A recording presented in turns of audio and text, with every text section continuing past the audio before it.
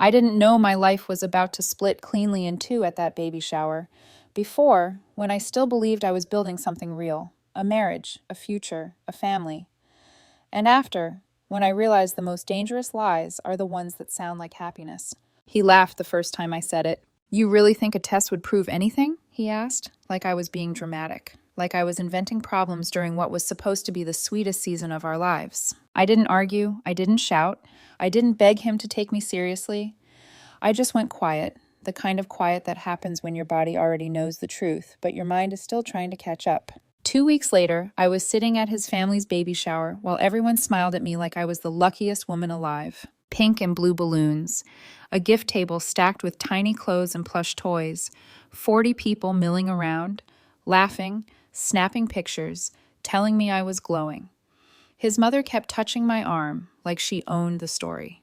His sister kept pushing me toward the center of every photo, like proof that everything was normal. And I played along. I smiled back. I thanked people. I nodded through the congratulations, even when the words felt like they were landing on someone else's life, because the truth was sitting in my chest like a stone, heavy and sharp and impossible to swallow. At around 3:30, someone clinked a glass. Time for speeches. His father went first, talking about legacy and family and how proud he was. His best friend went next, crying happy tears, promising my husband would be an amazing dad. Then his mother turned toward me with a bright, expectant smile. Would you like to say something? The room quieted instantly. Every face turned, every phone lifted. Everyone waited for me to deliver the line they wanted to hear, the line that would make the whole party feel worth it. I stood up slowly. My hands were steady, my heart wasn't. I walked to the center of the room, looked straight at my husband, and saw the color drain from his face before I even opened my mouth. In that moment, I knew he understood exactly what I was about to do. I cleared my throat. And I said the one sentence I'd been carrying like a blade. He is not the father. The silence that followed was deafening. A plate slipped from someone's hands and shattered on the kitchen tile, but nobody moved to clean it up. His mother laughed nervously like she'd misheard. What? I didn't blink. The baby I'm carrying isn't his, I said, calm enough to scare myself. We did a paternity test. If anyone wants proof, I have the results in my car. My husband didn't speak. He couldn't. And the room never sounded the same again. I was 28 when I met him, at a mutual friend's engagement party, the kind where everyone is already half in love with the idea of love itself. He was standing near the kitchen island, glass in hand, telling a story that had people leaning in instead of checking their phones. Confident, effortless, magnetic without being loud. When we were introduced, he smiled like the moment had been waiting for him. You're quieter than everyone else here, he said, amused. I like that. We talked for hours that night. Not about anything dramatic. Just work, travel, the kind of future we both assumed would happen eventually. I went home feeling calm in a way I hadn't felt in years. Not excited, not swept away, just certain. A month later, we were dating. 2 years after that, we were married. From the outside, we looked like the couple people pointed to at dinner parties, the ones others compared themselves to. He was ambitious, charming, the kind of man who made people feel seen. I was steady, grounded, the one who remembered details and kept life running smoothly. We rarely fought. When we disagreed, we talked it out. Friends used to joke that we were too functional to be interesting. I took that as a compliment. Children were always part of the plan, just not urgent. For 2 years, it was a casual conversation. One day. Then it became more serious. Savings, timing, space. He was always the one urging patience. Let's wait until things settle, he'd say. Until my career's in a better place. Until we're really ready. I respected that. I told myself that patience was part of partnership. That love meant trusting the pace you set together. 7 months ago, he came home one morning quieter than usual. He sat across from me at the kitchen table, hands wrapped around his coffee mug like it was the only thing holding him in place. There's something I need to tell you, he said. I thought it was about work. Instead, he told me that a woman he'd been seeing at work was pregnant, that she believed the baby might be his. The room tilted. He rushed to fill the silence. He said it was complicated, that it was a mistake, that he didn't even know for sure yet. He said the timing was close. He said he was terrified. He said he loved me. I remember my heart pounding so hard I could hear it in my ears. We'd talked about children for years, planned for them, imagined them. And suddenly, the first pregnancies connected to my marriage wasn't even mine. I didn't scream, I didn't throw anything. I asked questions. Calm ones, measured ones. Who was she? When did it happen? How long had it been going on? He gave me partial answers, enough to keep me from exploding, not enough to feel real. Then he said something that stayed lodged in my chest. I need time to figure this out. Time. As if this was a scheduling issue, as if my life hadn't just cracked down the middle. I told myself to breathe, to think, to be rational. 8 years doesn't disappear because of one catastrophic confession. People make mistakes. Marriages survive worse. That was the moment I chose to wait instead of walk. I didn't know yet that while I was trying to protect our marriage, he was already protecting a secret. And that choice to wait would cost me more than I ever imagined. After that conversation at the kitchen table, nothing was the same, even though everything looked exactly as it had before. We kept living in the same house. We still ate dinner together. He still kissed my forehead before bed like muscle memory hadn't gotten the memo that our marriage had fractured. On the surface, we looked intact. Underneath, I felt like I was walking through a room where the floorboards had been loosened, never knowing which step would give way. He kept saying the same thing. I just need time. Time to do what exactly, he never clarified. Time to confirm whether the baby was his. Time to figure out how to tell people. Time to decide what version of himself he was going to present to the world. What he didn't ask for was my time, my consent, my emotional bandwidth. I started noticing how carefully he spoke around me. He stopped using words like future and plans. Conversations that used to drift naturally toward vacations, renovations, or kids now ended abruptly, like he'd hit an invisible wall. If I mentioned anything beyond the next few weeks, he'd tense up, shoulders tightening, eyes flicking away. His phone became an extension of his body. He never left it face up anymore. Notifications were silenced. When messages came in, he would glance at the screen and swipe them away too quickly, like he was worried I might read something from across the room. If I asked who it was, he answered easily. Work. Just a coworker. Nothing important. All reasonable, all just believable enough to make me feel foolish for questioning him. At night, he slept restlessly. He'd turn his back to me, scrolling on his phone long after I'd turned off the light. Sometimes I'd wake up and find him already awake, staring at the ceiling, jaw clenched, like he was running through scenarios I wasn't allowed to hear. Once, in the middle of a quiet evening, he asked casually, "Do you think people can come back from one mistake?" The way he said it made my chest tighten. That depends on the mistake, I replied. He nodded, eyes fixed on the television. Yeah, depends.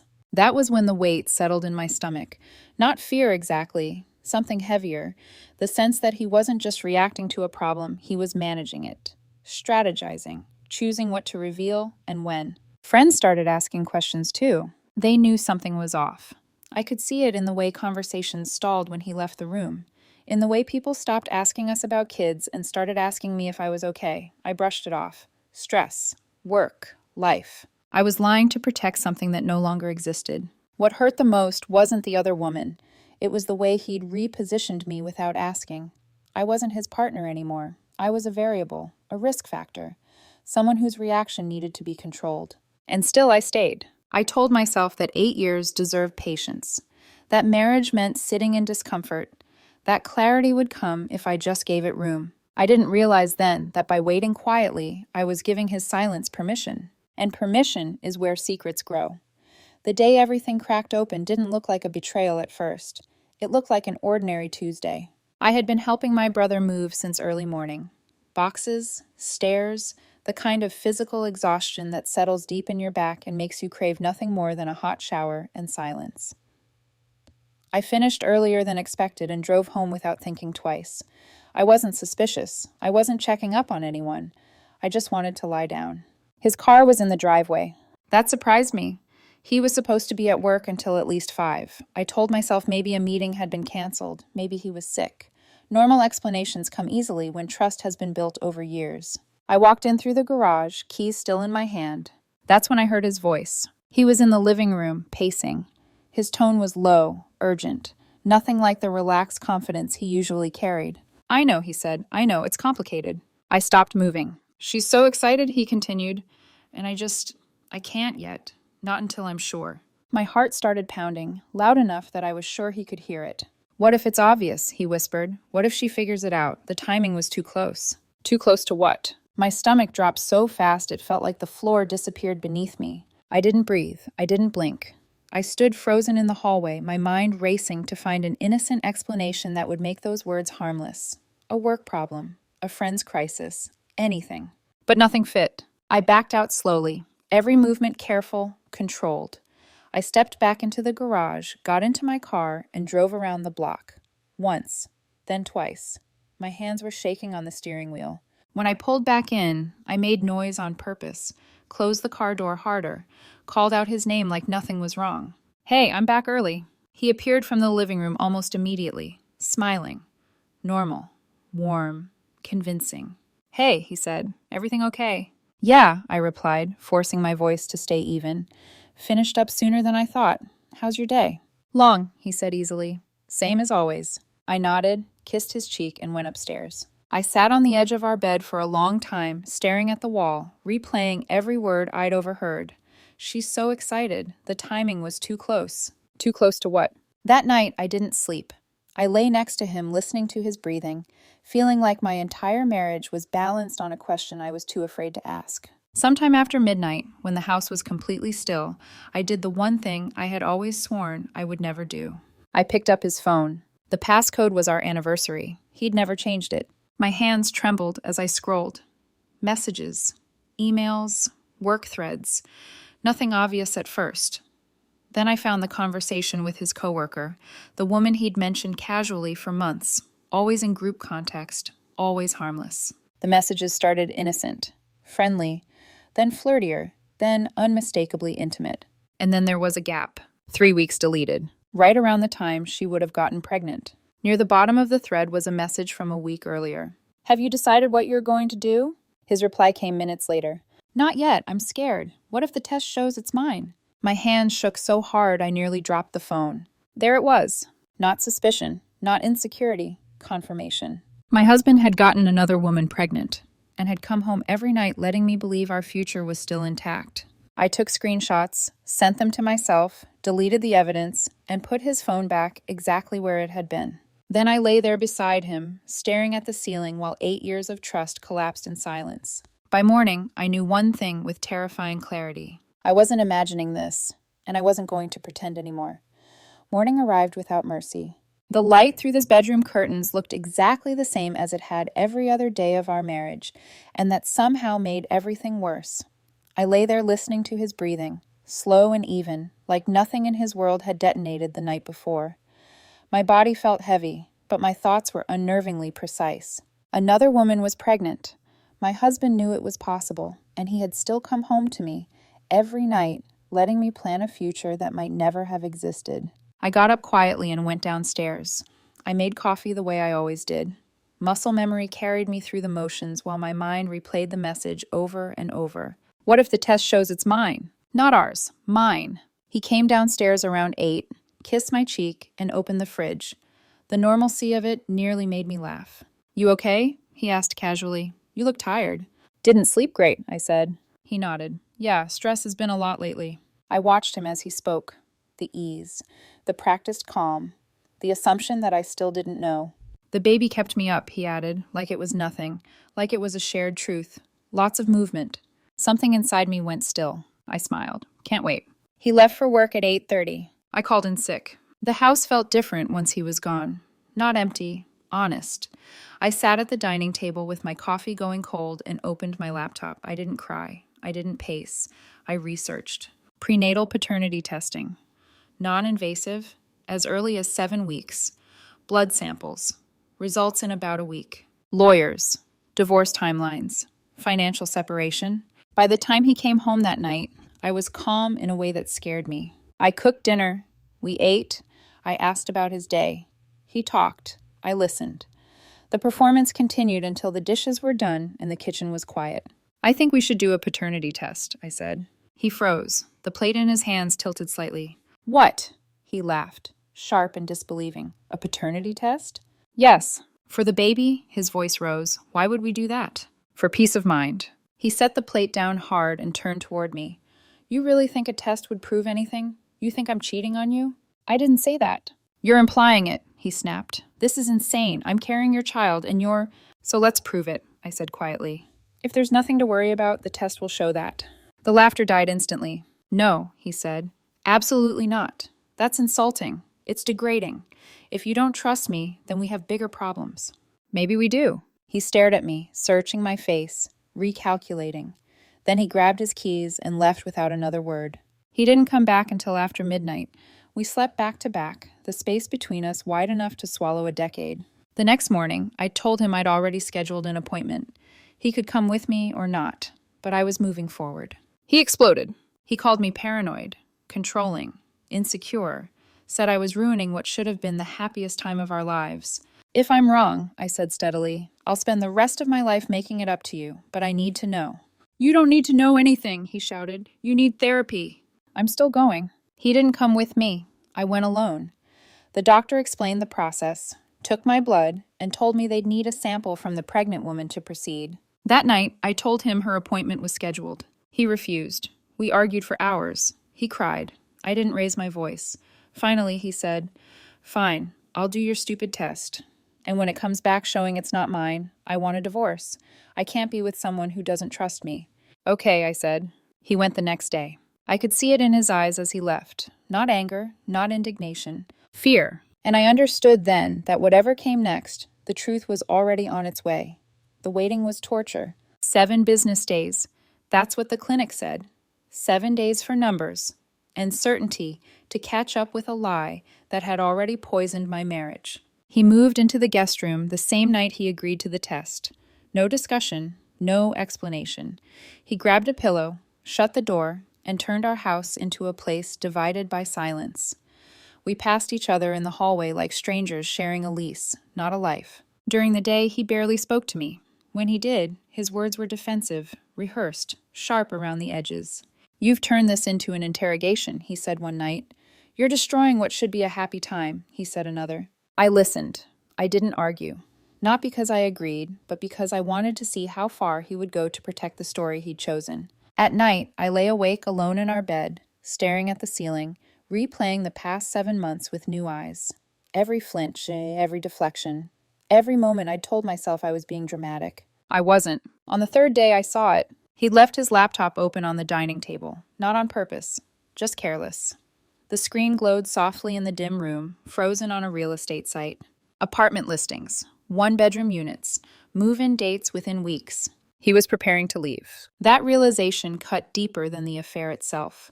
Not because I wanted him to stay, but because it confirmed something brutal. He wasn't waiting for the truth. He was planning around it. That night, I didn't mention what I'd seen. I watched him instead. The way his hand shook when his phone buzzed. The way he avoided eye contact.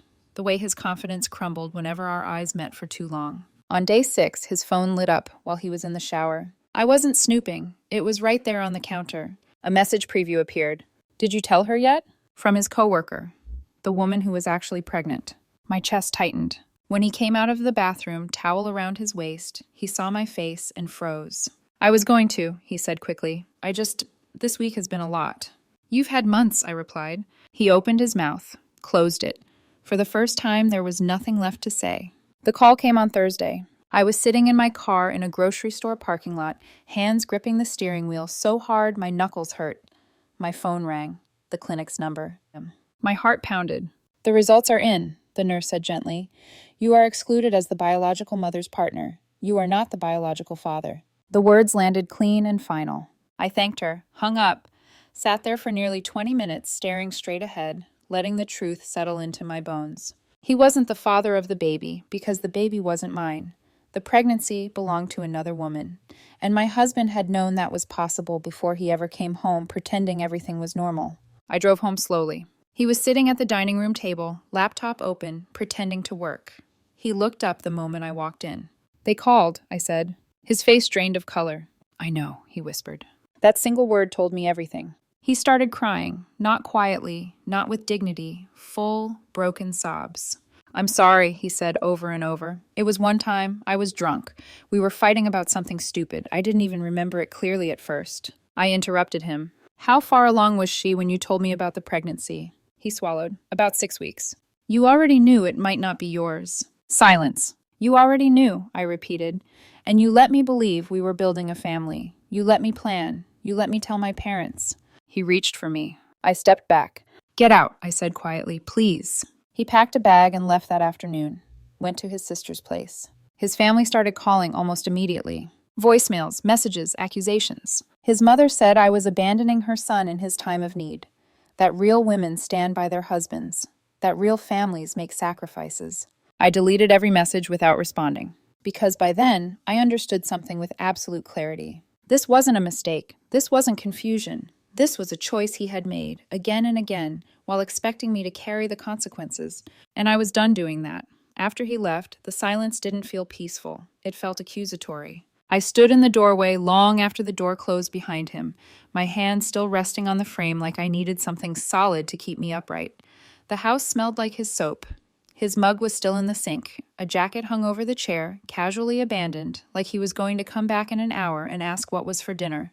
But he wasn't coming back. I walked through the room slowly, noticing details I had never truly seen before. The indentation his shoes had left in the carpet by the bed. The note on the fridge written in his handwriting, reminding himself to pick something up he never did. Evidence of a life I thought we shared equally, now revealed as something he had been willing to fracture without warning. That night was the lowest point, not because I wanted him back, but because the truth finally had space to breathe. I sank onto the living room floor, my back against the couch, knees pulled to my chest.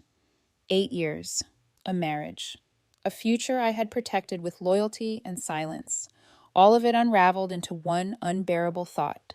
He had known, and he had still let me celebrate. I thought about the morning he had told me about the pregnancy, the way I had cried, the way I had called my parents with joy in my voice, the way I had let myself imagine a child's room, a life expanding instead of collapsing. He had already known it might not be his. That realization hurt more than the affair itself. Cheating was betrayal, but letting me build hope on a lie was cruelty. I cried until my chest ached, quiet tears soaking into my sleeve.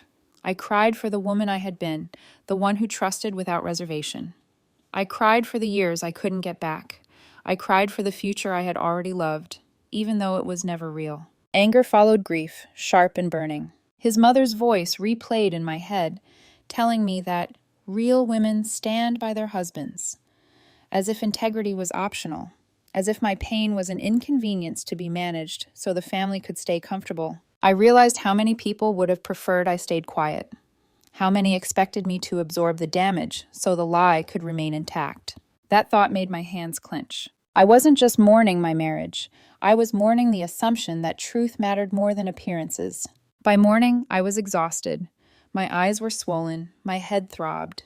I made coffee and drank it without tasting it, staring at the counter as doubt crept in like a fog. Had I pushed too hard? Had I destroyed something that could have been salvaged? Was I about to be painted as the villain for refusing to stay silent? That was the darkest moment, because when you've been lied to long enough, even clarity can feel unstable. You start questioning your right to draw a line at all. I sat down, buried my face in my hands, and said it out loud to an empty house. This is not my fault. The words shook at first. I said them again and again. This is not my fault. I didn't feel strong yet. I didn't feel healed. I just felt painfully aware that something irreversible had happened. But beneath the grief and fear, a quiet truth was forming. I had stopped lying to myself. And once you reach that point, there is no going back to pretending. The shift didn't arrive with a surge of strength. It arrived with stillness. 2 days after he left, I woke up and realized I wasn't bracing anymore. My shoulders weren't locked near my ears. My jaw wasn't clenched. The house was quiet, yes, but it wasn't hostile. It was neutral, waiting for me to decide what came next. I started with small, deliberate actions. I gathered documents, marriage certificate, bank statements, the messages I had saved to myself, the appointment records, not to punish him, not to prepare a speech, but to anchor myself in facts. Lies thrive in fog. Facts cut clean lines. That afternoon he called. His voice was different, smaller, careful, like he was stepping into a room where he'd already broken something fragile. "She's keeping the baby," he said. I didn't answer right away. I watched dust move through a stripe of sunlight on the living room floor. "I figured," I said finally. "She wants me involved," he added quickly. "I'm trying to do the right thing." There it was, the phrase he'd been leaning on since the beginning. The right thing, as if it had a single meaning. as if it erased the months he'd let me live inside a lie. "What are you telling your family?" I asked. He hesitated. "I'm working up to it." I felt the decision settle in my chest before I spoke. "I'm done protecting this," I said. "I'm not going to lie for you. I'm not going to soften it. You tell them, or the truth will find them another way." Silence on the line. "You'd really do that?" he asked. "I already did," I replied, when I asked for the test. That was the moment my power came back, not because I threatened him, but because I refused to carry what wasn't mine. When his family found out, the reactions arrived in waves. Shock first, then bargaining, then attempts to reframe it into something easier to swallow. People make mistakes. Families work through hard things. Think about the baby. They didn't say those things to me at first. They said them to him. He relayed them later, like explanations he hoped would soften me. They didn't. A few days later, his mother called me directly. "I know you're hurt," she said, voice trembling. "But someone has to be the bigger person." I closed my eyes and breathed. "I was the bigger person when I didn't expose this the moment I found out," I said calmly. "I was the bigger person when I didn't correct the story while you were congratulating us. I'm done being bigger." She cried, accused me of cruelty, said I was punishing him. "No," I said, "I'm stopping." That afternoon, I called a lawyer, not in anger, in clarity. I learned what I needed to know. I set boundaries where there had been none. I told the truth once, cleanly, to the people who needed it. I didn't dramatize. I didn't editorialize. I stated facts and stepped back. The turning point wasn't the test result. It wasn't the confession. It was the moment I understood that silence had been my last unpaid labor in a marriage that no longer existed. And I resigned from it. Once the truth was no longer contained, it moved faster than I expected. Not because I pushed it, not because I wanted revenge, but because lies collapse the moment they have to exist in daylight. His family found out first. There was shock, of course, denial, long pauses on phone calls where no one quite knew what to say next. I heard later that his mother cried for days, not just because of the baby, but because the image she had built of her son no longer matched reality. His father reportedly went silent, refusing to discuss it at all, as if ignoring it might somehow undo it. Friends followed. At first, people were confused. They didn't know which version of the story to believe. He had already planted seeds, framing it as complicated, as something that just happened, as a situation where everyone was hurting and no one was at fault. That narrative didn't survive basic questions. Timelines didn't add up. Details shifted depending on who he was talking to, and the paternity test was a fact that couldn't be softened. I didn't correct anyone aggressively. When asked directly, I told the truth once, calmly, and stopped. I didn't embellish. I didn't justify. I didn't argue. The truth did the rest on its own. Invitations slowed for him. Group chats went quiet. The friends who stayed close did so out of habit, not trust. I heard that conversations stalled when he entered a room, that people didn't know how to look at him anymore. The charming husband image didn't survive the reality of what he'd done. His family fractured in smaller, quieter ways. His sister stopped defending him once she realized he'd let me announce a pregnancy that wasn't mine. His mother stopped calling me entirely, the guilt she'd tried to place on my shoulders now too heavy to carry herself. No apology ever came. I didn't need one. The divorce moved quickly. He didn't contest it, didn't argue over assets, didn't fight for anything. It was as if all the energy he'd spent managing lies had left him with nothing for conflict. Papers were signed. Accounts were separated. 8 years ended with fewer words than I expected. I sold the house soon after. Too many rooms that belonged to a version of my life that no longer existed. I moved into a smaller apartment downtown, brighter, quieter, mine. The first night there, I slept better than I had in months. Through a mutual friend, I heard that the other woman gave birth to a healthy baby boy. My husband was involved now, apparently trying to do the right thing. I felt no anger when I heard it. No satisfaction either. Just distance. The fallout didn't destroy him. It revealed him. And it didn't elevate me. It released me. I hadn't shouted. I hadn't begged. I hadn't played along to protect anyone's comfort. I had told the truth once, in the place where lies mattered most. And the rest unfolded without my help. It's been 4 months since that baby shower. 4 months since one sentence rearranged an entire room. 4 months since I stopped carrying a lie that never belonged to me. Life didn't reset overnight. Healing never does. It came quietly, in moments so small they almost felt insignificant at first. The first morning I woke up and didn't instinctively reach for my phone. The first weekend, I realized I could make plans without checking anyone else's mood. The first time I laughed and didn't immediately feel guilty for it. Therapy helped. Not because it gave me answers, but because it gave me permission. Permission to name what happened without softening it. Betrayal. Manipulation. Emotional labor I never agreed to perform. I learned that my instincts hadn't failed me. I had just been loyal in a situation where loyalty was being used against me. I sold the house. People were shocked by that decision more than the divorce itself. "How can you walk away from something you worked so hard for?" they asked. Because it wasn't a home anymore.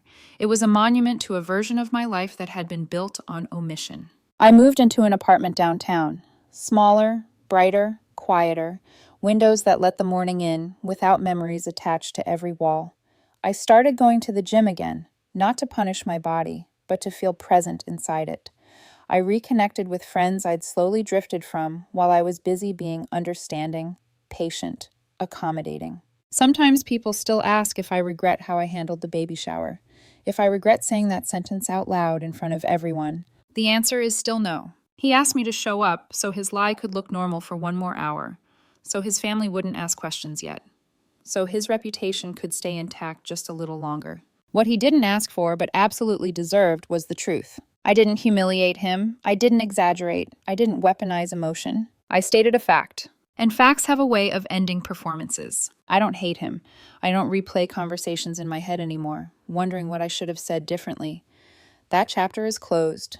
The weight I carried for years is gone, and in its place is something quieter, stronger, more honest. Here's what I know now, and what I want anyone listening to hear clearly. If someone builds a future on a lie and invites you to celebrate it, you are allowed to stop the celebration.